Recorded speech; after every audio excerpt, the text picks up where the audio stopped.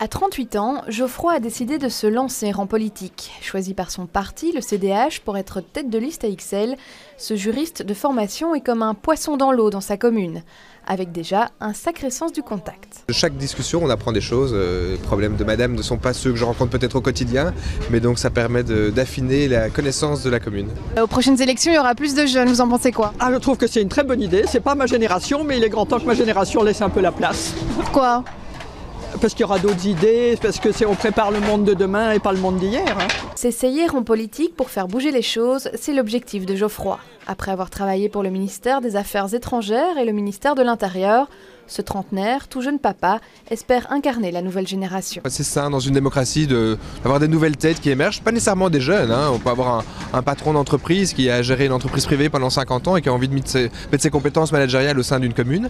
Donc c'est du renouveau, changer les visages, faire de la politique pendant 30 ans ou 40 ans, je crois que c'est complètement dépassé. Et donc il faut laisser la place à d'autres personnes. Mais ce samedi, pas le temps de s'attarder pour Geoffroy. Direction la présentation des têtes de liste pour les prochaines élections. Et la jeunesse, c'est un peu le tournant pris par le parti. Laurent Haken, 33 ans, conseiller communal depuis 5 ans dans l'opposition, sera tête de liste à Forêt. Les jeunes bruxellois ne voient pas la réalité bruxelloise de la même façon que les plus anciens.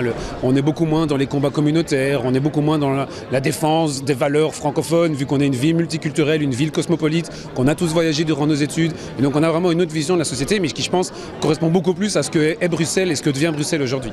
L'objectif du parti, c'est aussi de permettre maintenant à une nouvelle génération de prendre les rênes.